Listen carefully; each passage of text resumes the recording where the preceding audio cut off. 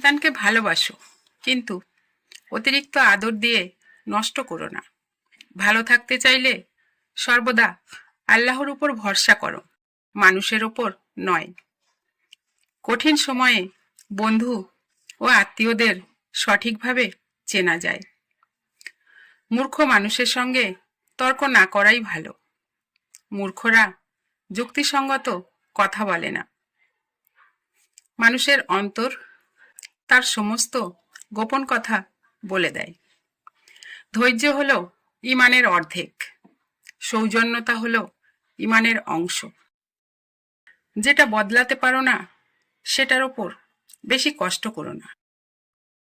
নেক বন্ধু তোমাকে আল্লাহর পথে টানে।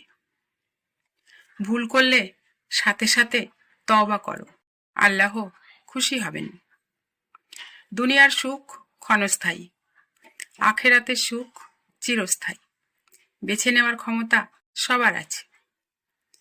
যে গীবত করে সে নিজের নেকি অন্যকে দিয়ে দেয়। যে আল্লাহর জন্য কাজ করে তার কাজে বরকত আসে। ক্রোধের আগুন নিভানোর একমাত্র পানি হলো নীরবতা। দানকে গোপন রাখলে আল্লাহ বেশি প্রতিদান দেন। নেক কাজের পথে বাধা আসা স্বাভাবিক। শরীয়তকে আঁকড়ে ধরাই মুক্তির পথ। অহংকার জাহান্নামের দ্বারে পৌঁছে দিতে পারে। জ্ঞান ছাড়া ইবাদত অন্ধকারে পথ চলার মতো, যার সঠিক কোনো ঠিকানা নেই। রিজিকের দায় আল্লাহ নিয়েছেন, তুমি শুধু হালাল পথ ধরে এগিয়ে যাও। মানুষের সাথে নম্র, ভদ্র, কোমল ব্যবহার করো। প্রতিশোধের চেয়ে ক্ষমাই হলো শ্রেষ্ঠ ধর্ম। খাবার কম খাও, কারণ বেশি খাওয়া রোগ ডেকে আনে।